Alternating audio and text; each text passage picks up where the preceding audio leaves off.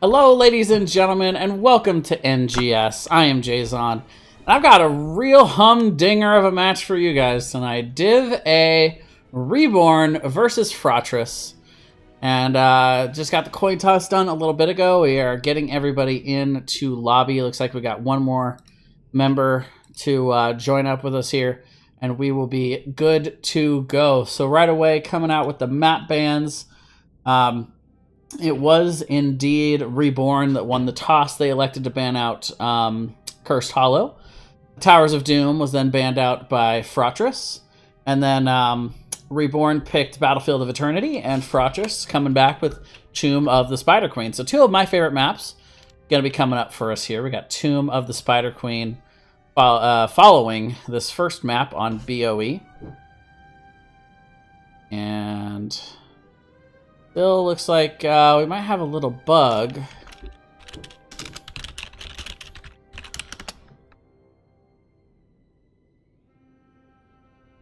Yeah, looks like we're still missing one person here. See if I can figure out who that is for you guys and what's going on with our lobby bug here. And we should be going real soon.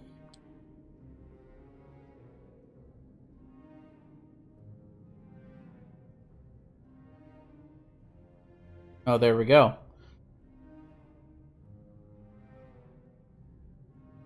Alrighty. Let me just confirm with both of those teams that we are good to go. CO, okay. Alright.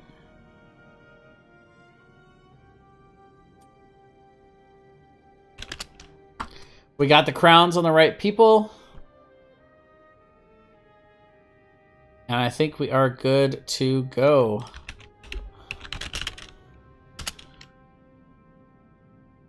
All right.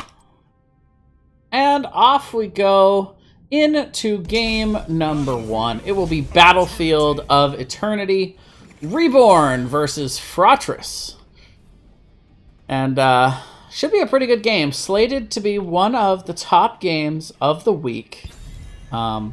As regarding the power rankings for this week.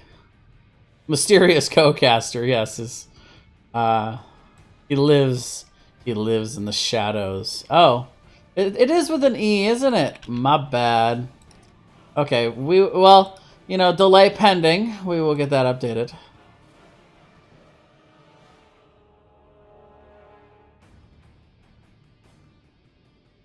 But I spelled Fratres right, and that's much harder. So, I mean, in actuality, isn't that more impressive? And by the way, I know it's bright. Give me just a second.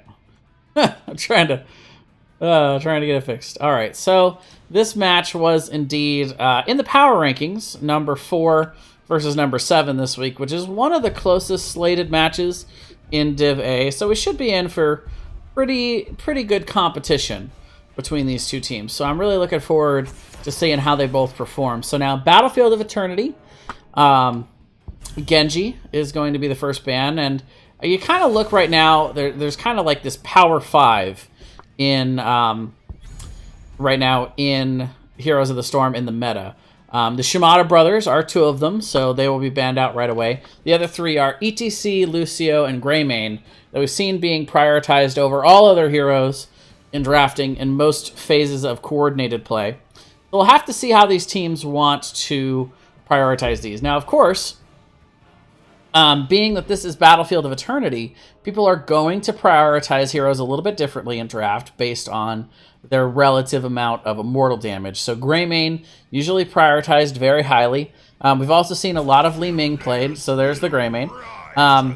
Wouldn't be surprised to see just the ETC and Lucio on the other side, even though it's not really, you know, super conducive to Battlefield, but those 2 heroes are just so strong.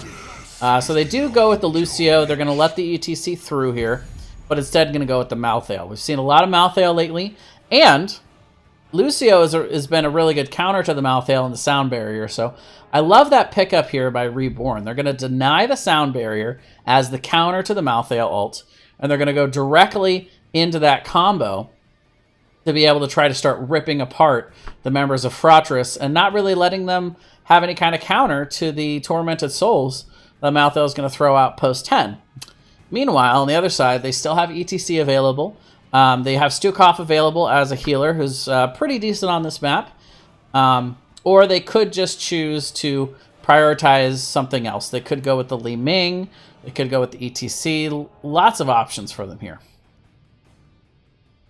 I wonder if they'll ban Hanzo.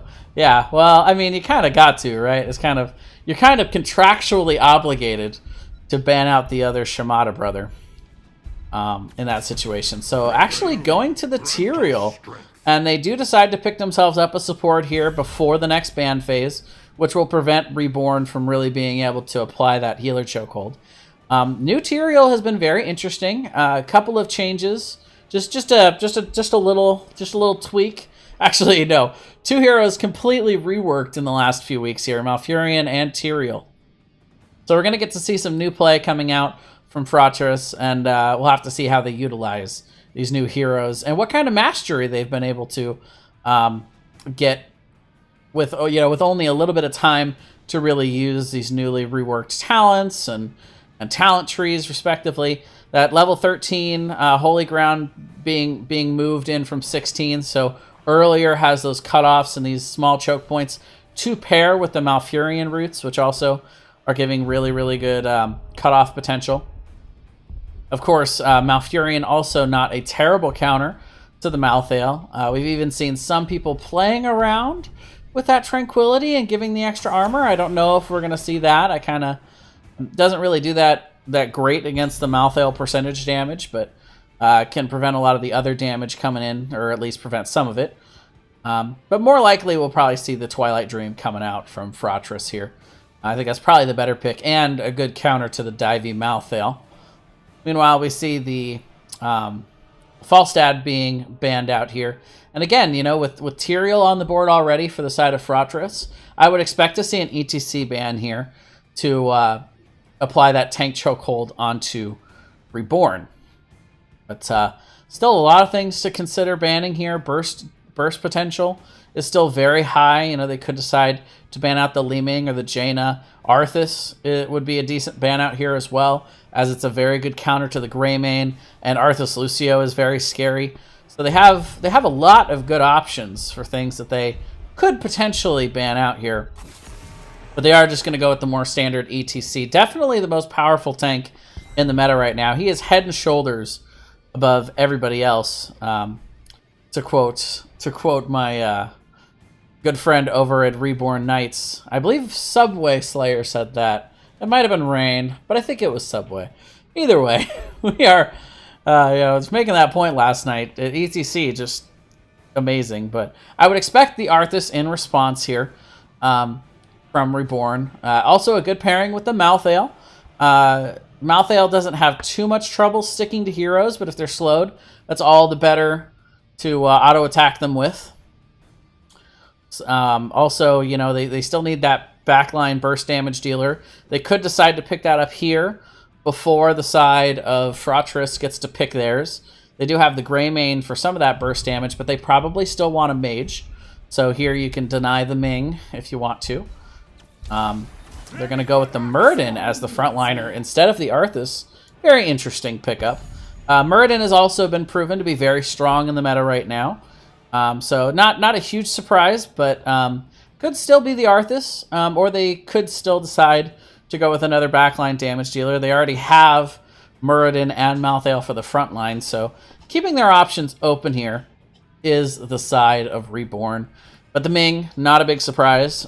Very good Immortal Race potential, depending on what build she goes, or just great burst damage potential, which is a good counter to Malfurion and his slow but steady healing. So, what's up, Bobo? Nice to see you, man. Thanks for dropping in. Got a really good match coming up for you here. It's gonna be pretty. I'm pretty excited for this one tonight. I made sure I was well fed and ready to go for this match because I don't want to have to go anywhere. I want to be able to take this one in. But we do see still probably need a backliner. Still probably need the solo laner. Though Tyrael could function as a solo laner if they want a different. And they're going to go with the Task Tracer, so very interesting. We're going to go with the solo tank Tyrael. Most likely the Greymane in the solo lane.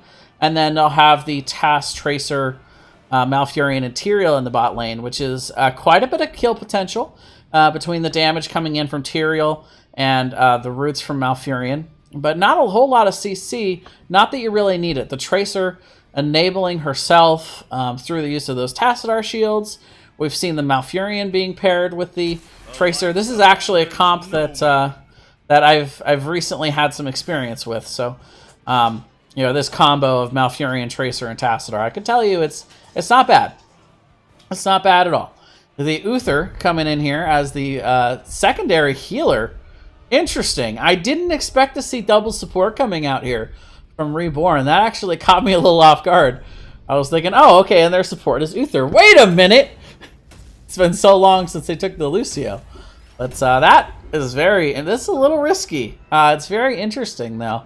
Uther right now kind of functioning more as that front line, you know, almost like a second tank. You almost play him like a bruiser with all that extra CC. But either way, we'll have to see how that works out. Extra sustain to be able to sustain through the slow but steady damage of Tracer. Try and prevent the blow up from the Greymane. It could be good, but the question is, will they lack damage? They have the Li Ming, they have the damage from Malthael. But Uther and Lucio are not very high damage heroes at all, especially after the support Apocalypse. So it's risky. It's risky, but it's very interesting.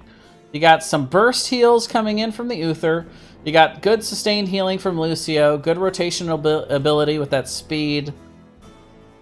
It'll be interesting. And it's kind of double support on both sides, but I don't really think of Tassadar so much as a traditional healer. He's definitely the off-support specialist kind of hero, but either way.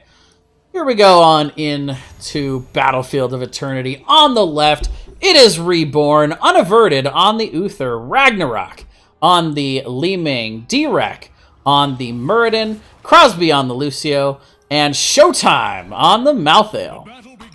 On the right, it is Fratres, Klug going to be on the Greymane, Kronos on the Tassadar, Mexicano 96 on the Tyrael, Sleepy Bear on the Tracer, and Sio going to be on the Malfurion. Right away, full 5-man rotation to the top lane here for Fratres. They're going to be looking to maybe cheese a tower, catch the side of Reborne a little off guard. Reborne going with a 3-2 split, and they are going to send some of their members up here to respond to this 5-man push. But it looks like they're going to elect to leave the Li Ming to soak one wave. They're going to send the Malthael down to the bot lane for the solo soak. Tassadar going to be going down there in response. Let's take a quick look at these talents, and we'll actually just go ahead and leave these up for you guys throughout the match so you can take a look as these guys build their builds. Direct taking some poke, but nothing he can't go back and heal up with that third win in no time. Mexicano also taking a lot of damage. He's going to have to Aldruin's out. However, that's going to allow them to collapse onto Klug there.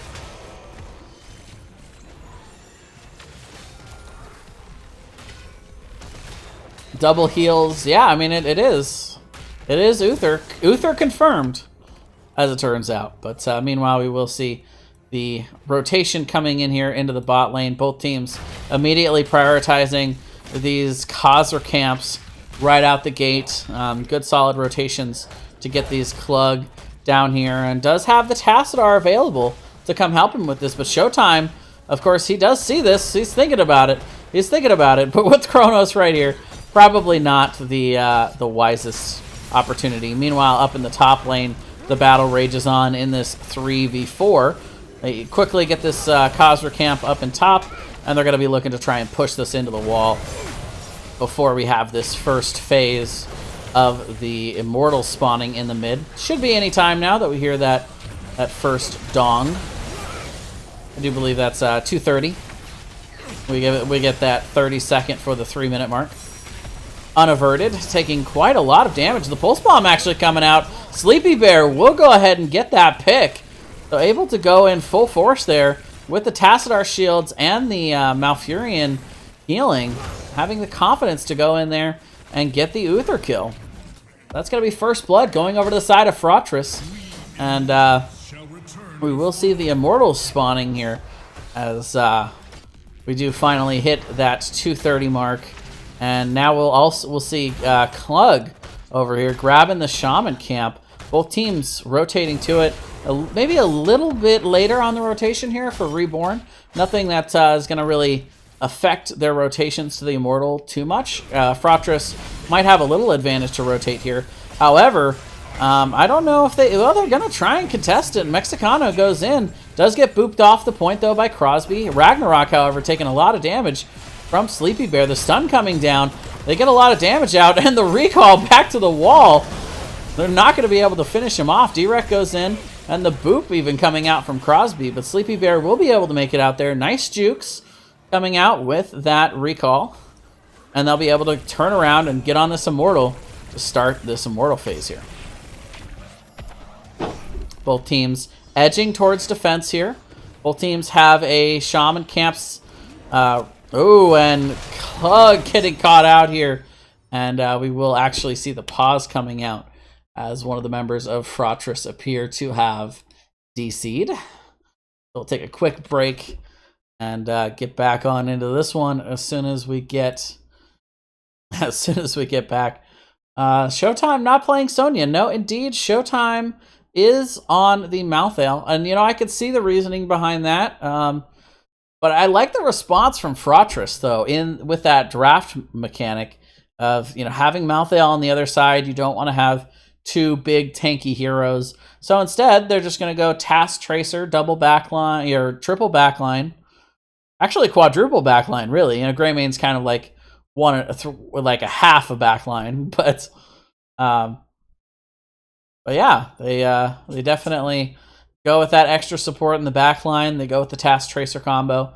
It'll be interesting to see how it works out for them. I'm going to be paying special attention to how this Task Tracer works out, because I feel like it lost a lot of power when when we saw these support apocalypse.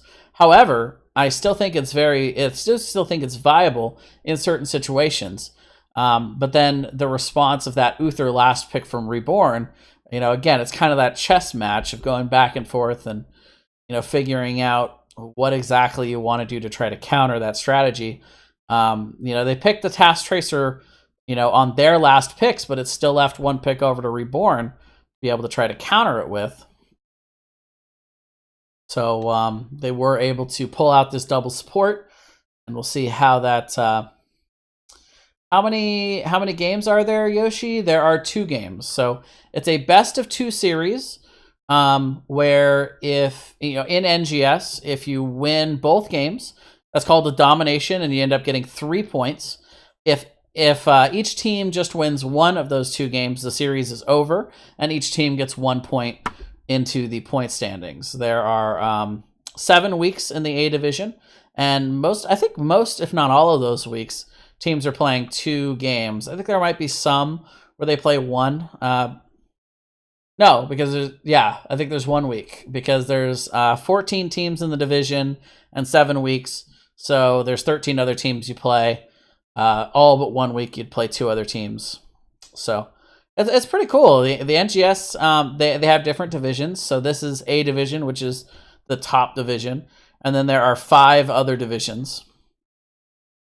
They have B, West and East division, and then C, East and West division. So they have kind of like different time zones, so it's easier to schedule. It's pretty neat. I really have been enjoying my time in NGS, both as a player and as a caster. I play in the B West division, and it's been quite a lot of fun. But seeing some of these teams in the A division who, understand a lot about the game and play the game really well, it's also quite a lot of fun to check all that out. And just in general, I've enjoyed casting the last couple of years. I casted a lot in a couple of different divisions, and it's been fun.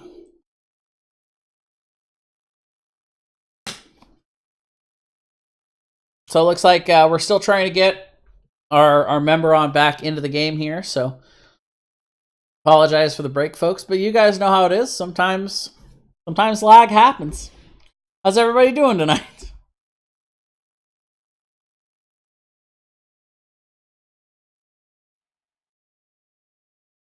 So let's see. I think we got about 5 minutes so far. All right, so it looks like they're resetting the modem. They're trying to figure out what is. So we're looking at maybe 2 minutes is what they're telling us for the status. So we'll try and get these guys on in.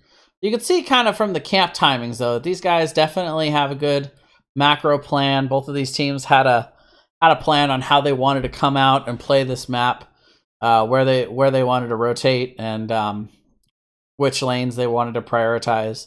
And it was just kind of a mirror, you know. One team went after that top camp and pushed in. On the other side, they had a couple members in the bot, getting the bot camp, and both teams, you know, getting those shaman camps right out the gate. That's what you love to see. Looking at some of these talents, even though I'm not showing them to you on screen right now, but while we have a break, third wind, no big surprise for Muradin. Off the wall coming out from Lucio, so that's a pretty interesting talent. The cooldown reduction for Soundwave. Let's see, Hammer of the Lightbringer coming out from Uther. I like that talent on this map because it's a lot more sustain. It's a lot more sustain oriented, so you get more of that mana back, and you can be able to cast more, stay in the fight longer, to heal. Pretty standard so far coming out from the Li Ming, dominance and force armor. So whenever you see, you know, Tracer, Pulse Bomb, Greymane, Tassadar, it's all, most of its ability damage on the other side. So pretty standard to go with that force armor, and then the dominance for the resets. The side of Fratres is very squishy. You know, not going with that double tank and going with that heavy backline makes them kind of squishy. So I could see a world where Li Ming is expecting to get some resets and heal back up with dominance. Psy Infusion from Tassadar, kind of the new. Well, looks like we might be going here. All right. Like we are getting ourselves a countdown. And back in we go. Battlefield of Eternity. Yeah, so far full cocktail build coming out for Greymane. Meanwhile, we will see the charge in here. Aggressive attack from Reborne as they rotate down here, but they are going to be moving back and kind of resetting here. Meanwhile, all the while we have Malthael up here. Showtime getting in on that Immortal. That percentage damage. It is slow damage though, so it's not going to come in all at once. The rest of the side of Fratres trying to defend down here. Or I should say the rest of Reborne trying to defend down here. They're Immortal, but Uther is going to end up falling. Not the worst thing in the world though. Uther will continue to be able to heal his team up, but Showtime under duress there from Sleepy Bear. So now we see 2 members going down, and a very strong Immortal advantage coming out here for the side of Fratres. Now this was, of course, the map pick coming out from Reborn, so very strong start to the game by Fratres, and that's exactly what you really want to do here. Basically on the away map, they've got a battle level lead here. They get the first Immortal. Both teams did do a nice job of cleaning out their camps on each side. So not a whole lot of structure damage from either of those shaman camps or the pushes that went along with them. Both teams going to send their solo laners to the top. And we'll see a 4v4 contest here in the bot lane with this Immortal push. Roots coming down onto the wall by CO, trying to isolate someone. But the side of Reborn doing a very nice job of backing up and trying to poke this out, but an entire minion wave here, and Sleepy Bear does have the mobility to come in. Pulse Bomb comes down onto Crosby. The Root in response to try to isolate once again. However, D-Rec trying to turn on this, but taking a lot of harass for it. Will have to Dwarf Toss over the wall. The fort goes down, and the Immortal now pushing in towards the front wall here. And the side of Fratres are not backing off. They've got those sustained heals from the Malfurion. But here comes the rotation in from Reborne. They've got level 7. They are 2 levels down, but they do have a man advantage here with Greymane in the top, but a very nice disengage by Fratres. They will go ahead and back up. Meanwhile, Klug getting all kinds of value up here in the top lane. Greymane, of course, with that legendary amount of siege damage that he can do with Inner Beast. He does a very nice job of getting some solid value in the top lane, in addition to the bot lane. And now level 10's right around the corner here for the side of Fratres. They will be able to pick it up 2 full levels ahead of Reborne, and they are coming in hot. It is going to be the standard Quantum Spike coming in for Tracer, not Archon, but Wall. We're going to have the Force Wall coming in for Tassadar, so they're going to be looking to continue to isolate. D-Rec, of course, will be able to jump right on over that wall. And meanwhile, we will also see Go for the Throat, Twilight, Dream, and the Sanctification. We'll have to see if Sio's throwing out more of the Twilight Dreams or the Emerald Nightmares here. Let's see. As they do charge in, they are looking to get some serious keep damage. Go for the Throat actually being used to try and get in after Ragnarok. They will go ahead and burn the Sanctification as well on the dive here. They do have the Khazra camp backing this up, so they get a lot of keep damage. And King is going to go ahead and Dark Flight away. Got to get a little bit of healing, but D-Rec comes in here. They're pushing pretty far away from this keep without level 10. Sleepy Bear trying to take advantage of that, but will actually miss the Pulse Bomb on to Crosby, and for now, they will back up. All the while, Malthael soaking in the top, trying to get them caught up on XP. The Immortals spawn, while Fratres will go ahead and continue to abuse this level 10 advantage by stealing the Shaman camp here. And the side of Reborne just going to have to stay out in lane and soak without those level 10s. They should be able to get the level 10 here, though, before the halftime or before the end of the halftime show, and should be able to come in and contest. But Fratres probably not going to be in too big a hurry to start a fight here with this Shaman camp up and available. And they're actually going to stall out the proc here. Very interesting call. It is going to allow a little bit of an Immortal burn coming out here for Reborne. So they'll be able to catch up a little bit there. But still about 7,000 health behind. So quite an advantage. But the spawns will go to the opposite sides. The side of Reborne do have that Shaman camp to worry about in the top lane. But for now, they are going to go ahead and stack in as 5. And both teams will do the mount dance in the mid. And a clever rotation here for Greymane. They send Klug up here to go ahead and grab this top camp because Reborne not immediately pushing in, not putting on the pressure. So they're going to go ahead and grab that camp and apply even more pressure in the top lane. Meanwhile, Showtime being collapsed on is going to pop the Tormented Souls for the sustain. D-Storm also coming out, trying to isolate Sleepy Bear, but the Twilight Dream and Sanctification in response as they dive back in. D-Rec is getting wrecked himself here. Down to about half health even with that Avatar. But double camp in here to help support this push from Fratres. They are going to have plenty of pressure to be able to take down this fort and continue to slowly whittle away the health of Reborne with the Tracer autos. They are eventually going to back up. The fort will be saved for Fratres. Or for Reborne, I should say. Fratres going to go ahead and back up to the Immortal. And both these teams will reset. But still, nice amount of fort damage grabbed there. And they got ever closer to that 13 talent tier advantage. But it looks like right now both teams are going to just look to shark around, pressure. And Sleepy Bear actually trying to flank from the top. But right now, Poke War is being won by Reborne. But the question is, how long until Fratres decide to really push the issue here? They're trying to find somebody low health after those Greymane pokes with the little, bit of damage that Sleepy Bear's putting in. They're trying to find somebody low that Sleepy Bear can go in after. Does have the Pulse Bomb available, and there it is. Will actually end up on the ground. Does hit unaverted, but again, the isolation coming in. Sleepy Bear is going to have to blink out. Here comes the Sound Barrier from Crosby. As Klug going to take a lot of harass in there, but the Leaming Orb not quite able to find its mark. The shield's coming out, and even a Twilight Dream to try to zone, and both teams somehow walk away without a death on either side. Probably has something to do with the double supports. Oh, but the minion stacking here in the bot almost get this keep down. And as they go back to clear that up, Fratres sees them in lane. They're instantly going to dive in onto the Immortal and get a ton of damage out. But here comes Reborne.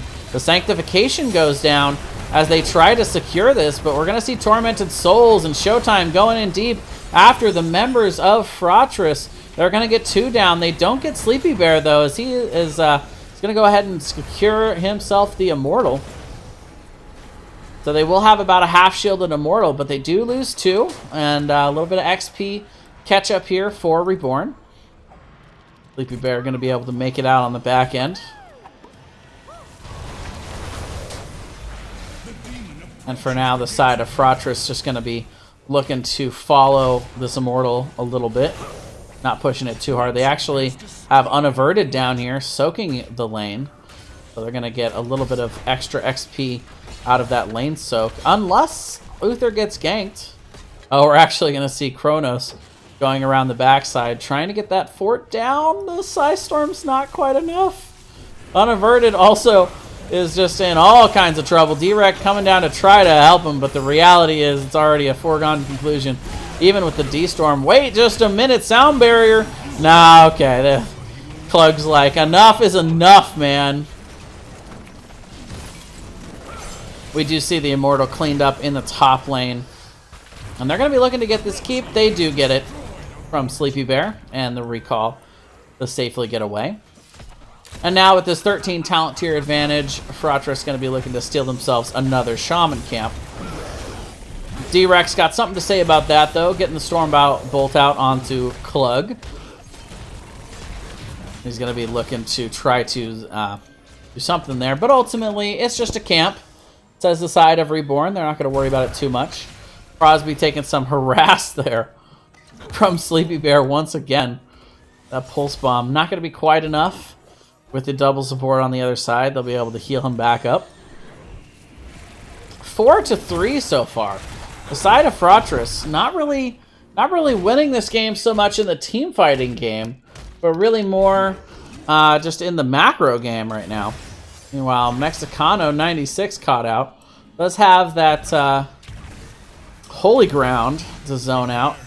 Force Wall also just kind of keeping Reborne over on their side, so to speak. Meanwhile, camp taken in the top lane, going to be pushing in towards that exposed keep up there. On the side of Fratres, looking to force, trying to prevent Reborne from being able to rotate around to defend. All the while, they've got Clug grabbing this Shaman camp. And Immortal Phase number 3 will begin here.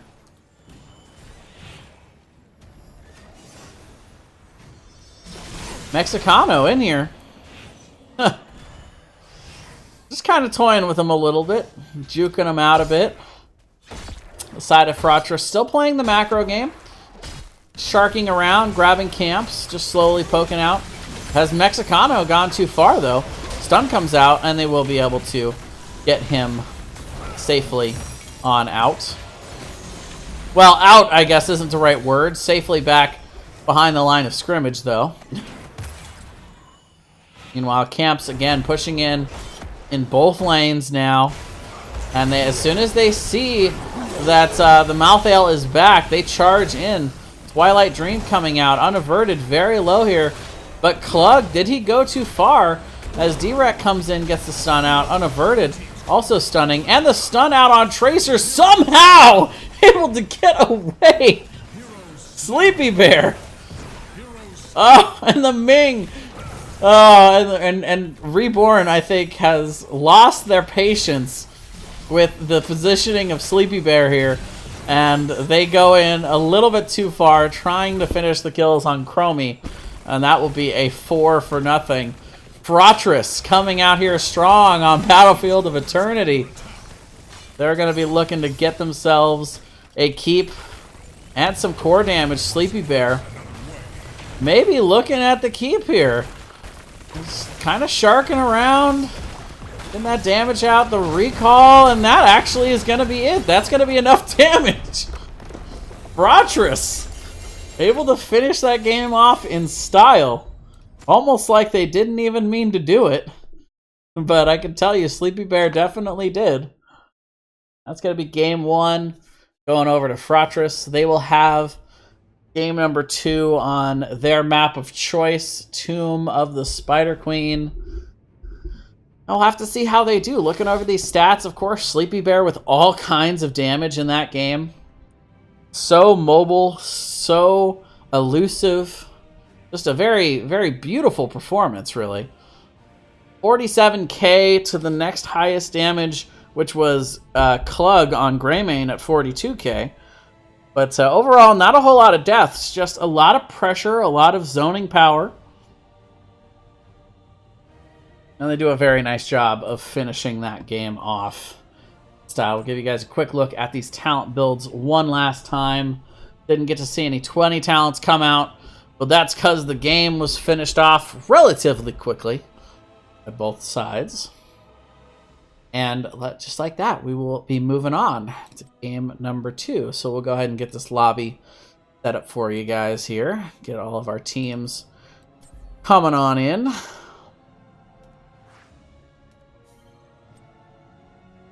I always make it a game. How fast can I set up the lobby? Hopefully without making any mistakes.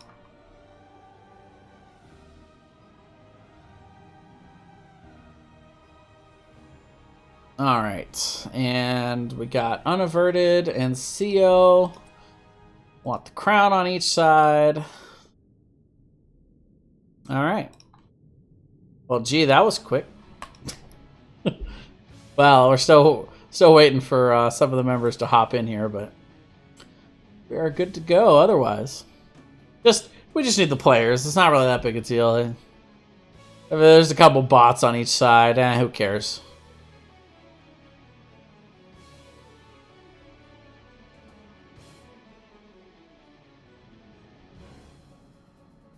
All right.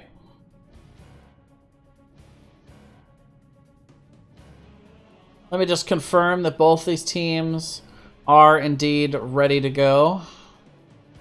Like the side of Reborne is all good to go. Overall, though, it's tough to put my finger on exactly where that game started to go wrong for Reborne. You know, they obviously lost the first Immortal. I feel like their rotation was a little bit slower than Fratres to those first, to that first Immortal phase, and then they lost that first that first team fight in the bottom area. They lost a couple of members, and from there it was just, I think it was XP and structure damage. They lost 2 levels to Fratres early there as they got to the 10, and from there it just kind of went further and further along down that same sort of line.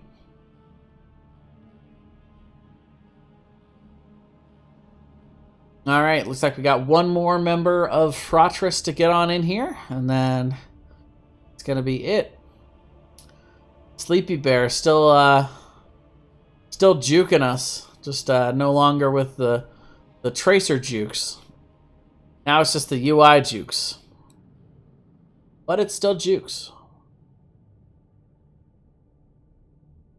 That was a pretty quick finish, though. I didn't expect them to get the keep there. But they were taking so much heat from the bot lane that I guess Fratres figured we don't really need this keep. We'll just go for the core. Why not?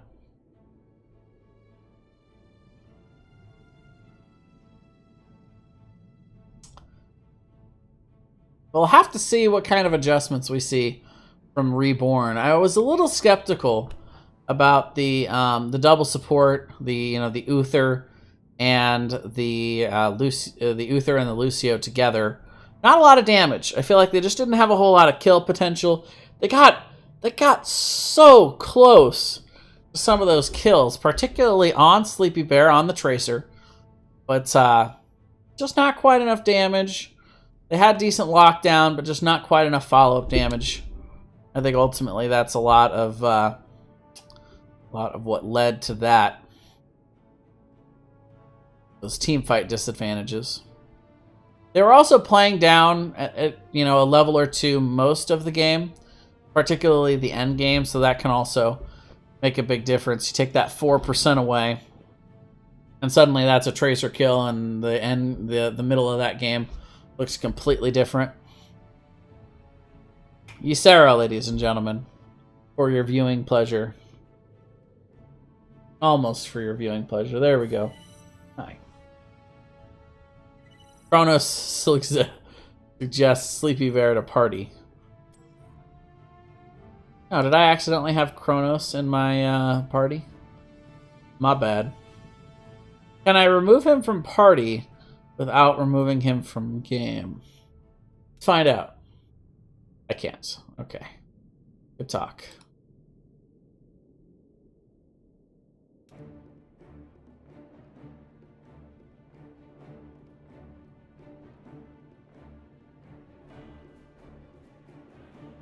Huh.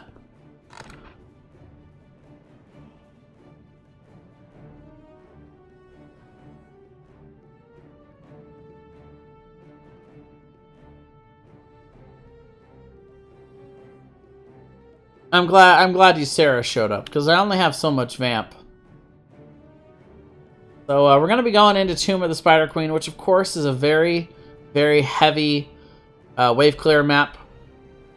Having denial for the turn-ins is pretty crucial.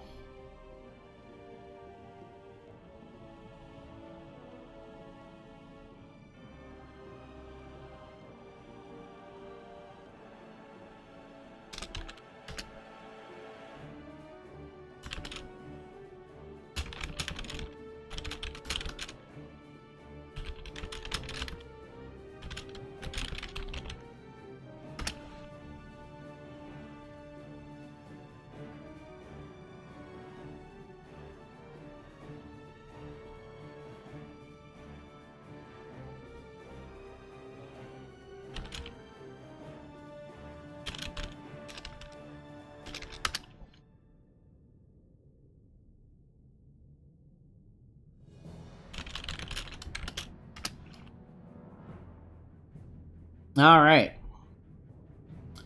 Still trying to get Sleepy Bear in here. So hopefully...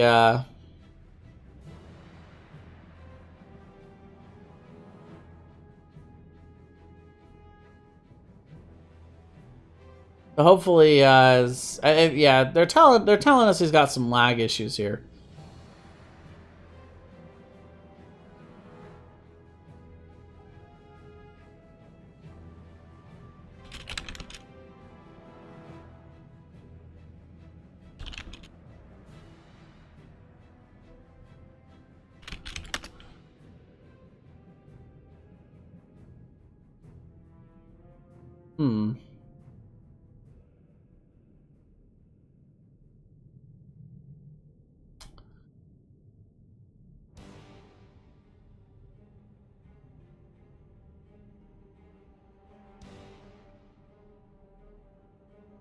So we'll try and get this figured out for you guys. I apologize for the delay.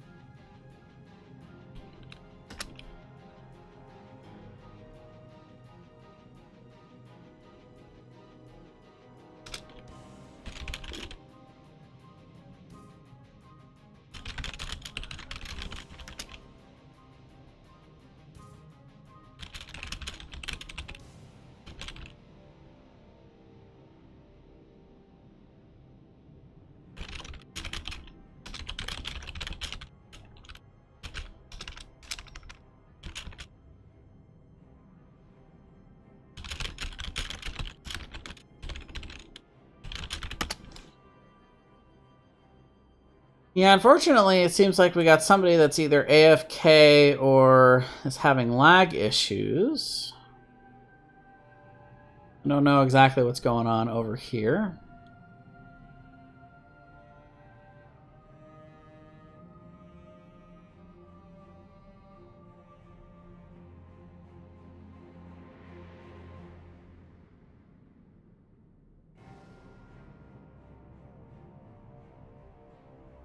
Can I say someone's names? Of course I can, Kosher. I can always say somebody's name wrong. All right. Well, without further ado, ladies and gentlemen, we have ourselves a match. And it's going to game 2 here on Tomb of the Spider Queen. It is going to be Reborne and Fratres once again for us. Say somebody's name wrong. I know it's the specialty of mine, I will admit. So instantly we'll see Reborne with the Tracer band. So we're going to throw out that whole bit about the Power 5 and just say no way to the Tracer. I like that. You know, instantly we're seeing adjustments here from Reborne, so that's pretty solid.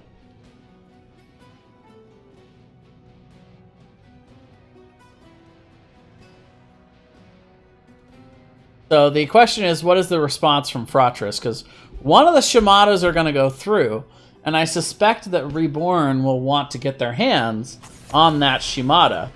So Hanzo is going to be banned out. So we'll see if Genji is, well, yeah, there it is. A big shocker there. So now you look at the rest of the Power 5, 3 of them still available. Does Fratres want to go ahead and grab themselves possibly a Greymane, Lucio, ETC? See what they want. What direction they want to go for this draft.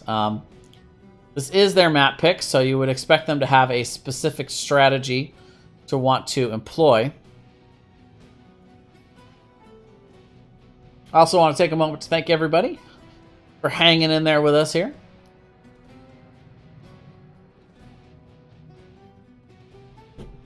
Best counters to Genji tend to be, you know, high amounts of CC. So we'll have to see if they want to go after something that's a little bit more CC oriented. They are going to go after the Lucio, which is not a big shocker, and the Greymane. So going a little bit more standard, not really showing a whole lot of, wow, and just instantly, Diablo and Sonya. Reborne knows exactly what they want to do for this map, and have played this draft out already in their minds. I love the insta-picks. And just in general, very strong. Just incredibly strong dive to get after that Lucio.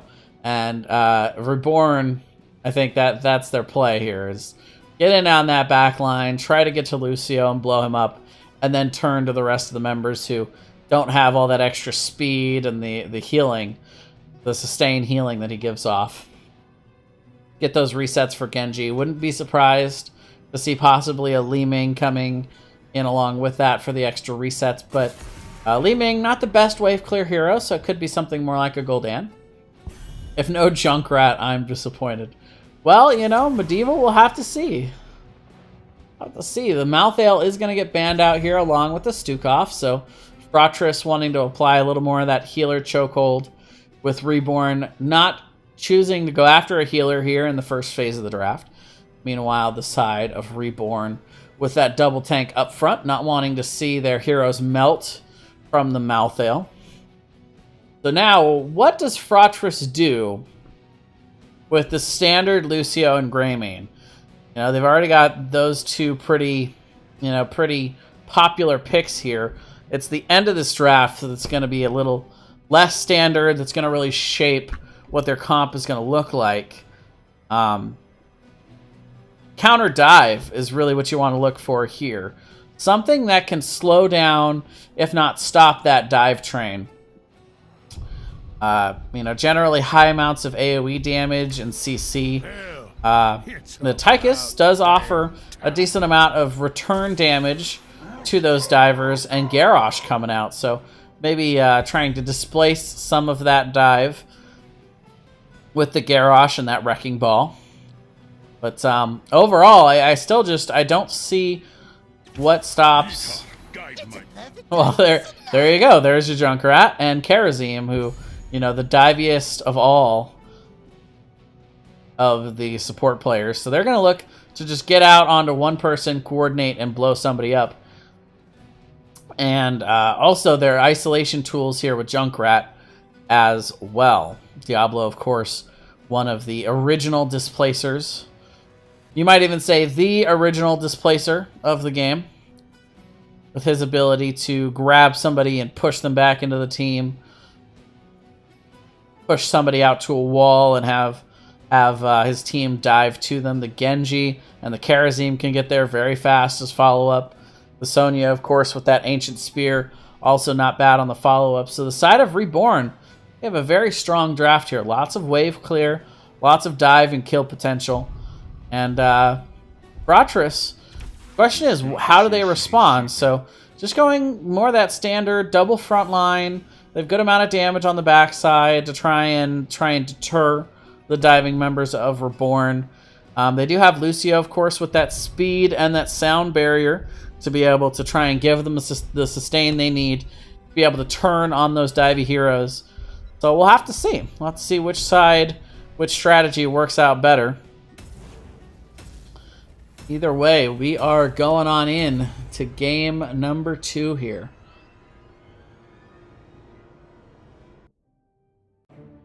Side of Reborn going to be looking to take this map, get themselves a draw. Fratres looking for another domination this season.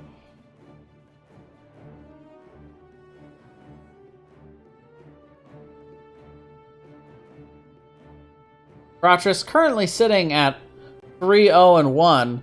They're kind of a lot lower in the because they're actually second currently in the standings, but they're 7th on the power rankings. So that would suggest that some of their opponents haven't been as strong this season. But definitely performing well tonight with that first comp. We'll have to see how they respond here.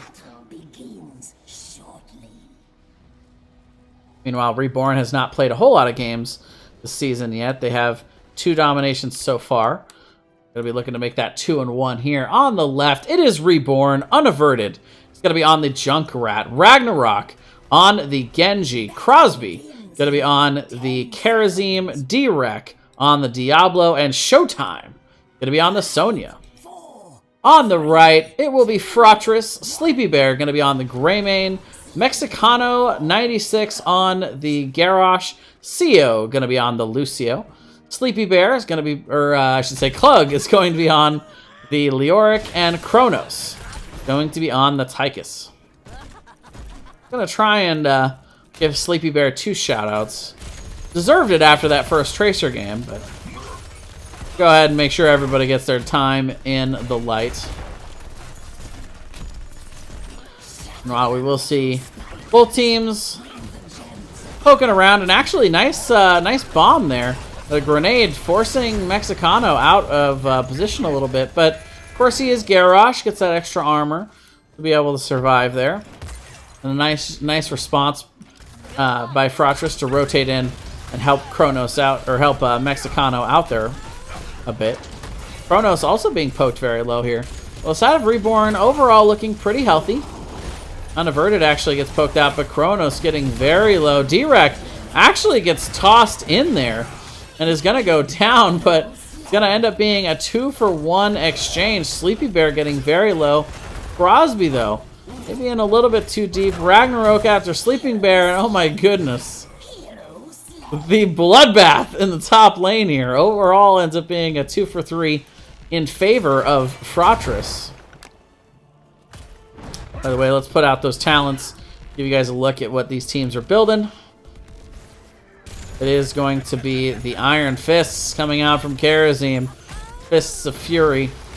We've been seeing that more often in the pro scene. The few times that I've seen Karazim in the pro scene. But 5-man rotation here by Fratres into the mid. So they're going, not only doing that standard 4-man rotate from mid from mid to top, but also rotating the solo lane up to collapse in his 5. So I really like that rotation here. Oh, but Mexicano gets hit by a huge grenade, and he will not be able to make it out there. So that will be another kill going over to the side of Reborne. 3 for 3 here early. Both these teams showing us what they got. Lucio will sneak to the bot lane, get 18 of those gems turned in here. 31 gems sitting on the side of Reborne. They have not elected to turn any in yet. Very split overall on the gem count, but D-Rec gets in, and there's the dive potential that we were talking about here from Reborne. If D-Rec is able to find somebody out of place, there's a lot of gap closing potential and follow-up potential for Reborne. And they do exactly that. They blow up the Tychus and get themselves their 4th kill of the game. About a half-level lead here for Reborne. And they are starting to slowly trickle those gems on into the turn-in. Again, very split on the gem totals. Unaverted, actually, being caught out a bit here. Oh, and Mexicano able to get that stun out, but he's going to pay for it. D-Rec, though, also very low. He's going to end up going down. And before you know it, you got a 2-for-1 exchange once again in favor of Fratres. They're trading well here when the side of Reborne commits. And that's really what you have to do against a dive comp. You can't afford to sit there and try and run away against some of the most mobile heroes in the game. You have to turn and you have to trade. And they've been doing a very nice job of doing that so far, keeping themselves in the game here. Actually have now caught up on the XP. Massive wave here in the mid. Crosby actually able to turn in his gems now. Slight gem advantage here. Both teams inching closer and closer to that first turn in. And I'll tell you, here on Tomb of the Spider Queen, a lot of times, ooh, Kronos actually getting caught out here. But that's that grenade almost getting him into a more safe position. Ultimately, though, they do manage to get the pick. D-Rec looking to turn in 4 here. A lot of times here on Tomb of the Spider Queen, that first turn-in can be a massive power spike that can snowball out of control depending on your team comp and how you utilize it. But up in the top lane, Fratres goes ahead and sneaks in that first turn-in, where Reborne was trying to position for it in the bottom, but they took their eyes off the top. Junkrat not able to quite get that interrupt in the top lane. And now this should be an ability for Fratres to try to get themselves a little bit of an advantage in the XP game.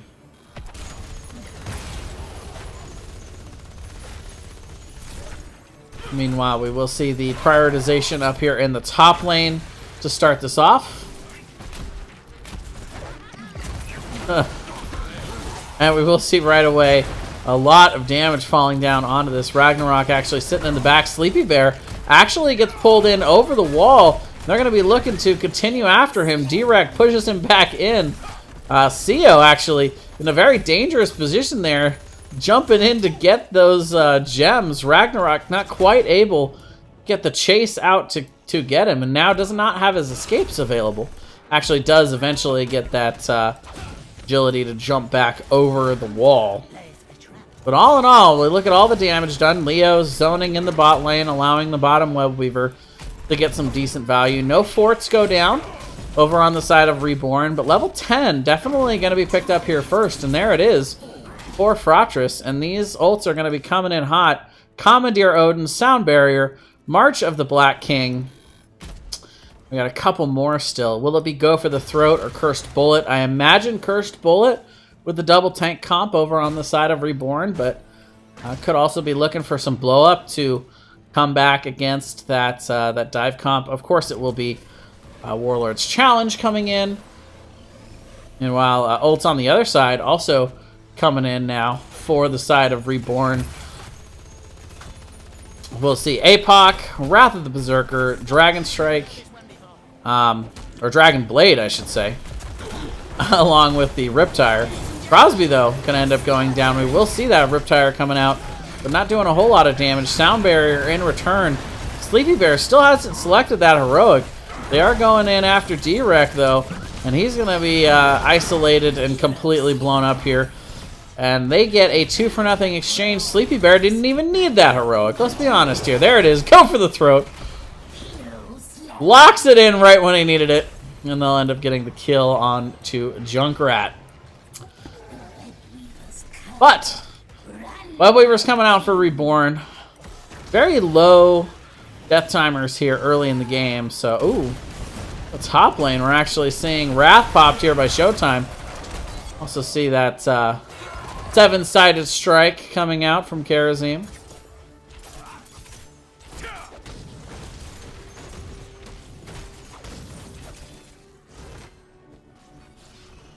D-Rec trying to get in after CO there. The Kling down in the bot lane trying to clear this Webweaver in the bot. They leave Tychus to clear in the mid, and this is a 3v5 up here in the top lane.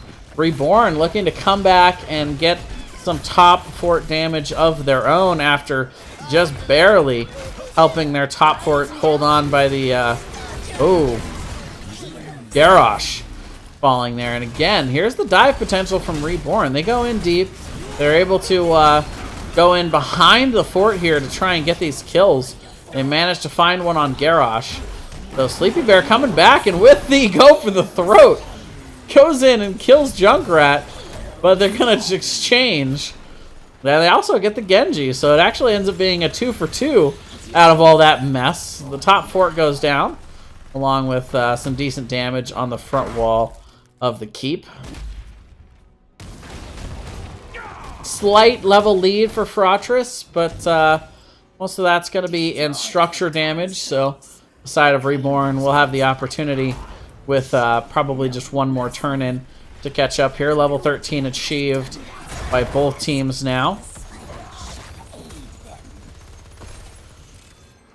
As we'll see both teams starting to head towards the mid here, and actually again, D-Rec trying to isolate somebody. This time it's Klug. March of the Black King going to keep him alive for a few seconds there, but he ends up falling.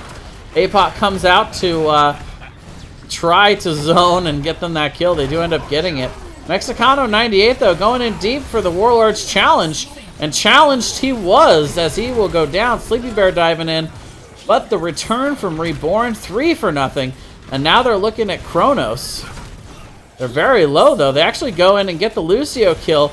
And there it is, 5-for-0. A full team wipe coming out here from Reborn. And they have the Webweavers. Could not have picked a better time to get this 5-for-0 exchange. Now they're going to be heading in towards the front wall of the bottom keep. Leoric actually clearing out the Webweaver in mid. So here comes the rotation from Fratres.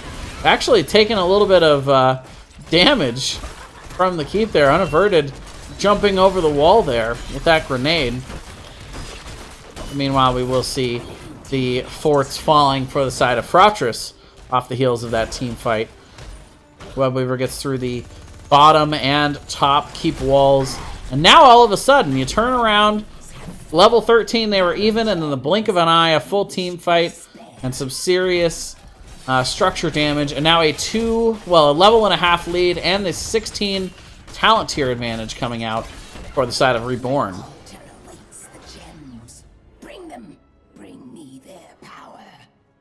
We will see the Way of the 100 Fists coming out here for Karazim. So looking to get a little bit of extra dive damage out here as they are just full committing to that isolated kill. They do have Klug out, but Lucio the first to fall as he gets isolated in the bot lane. Klug is going to go down, and now Reborn doing the death ball. Does sound like a very interesting dance, doesn't it? We'll see two members going down. Commandeer Odin coming out here from Kronos as they're going to try and zone. Good anti-siege tools, but two members down. There's no way this keep doesn't fall. They are able to get the keep. They're not going to get overly greedy, though. They back up. They're going to just walk away, let the Commandeer Odin fall. And they're going to go ahead and look to take advantage elsewhere. turn in some of these gems, get themselves some camps, you know, just Nexus things. Meanwhile, over on the side of Fratres, they are looking for that 16 talent here. They could look to try and force up here in the top lane. They do not have enough for turn in quite yet. They're getting very close, though. But again, the Death Ball rolling on into town here as they are going to invade and steal this camp. This time, the side of Fratres not going to let any of their members get caught out in that Death Ball.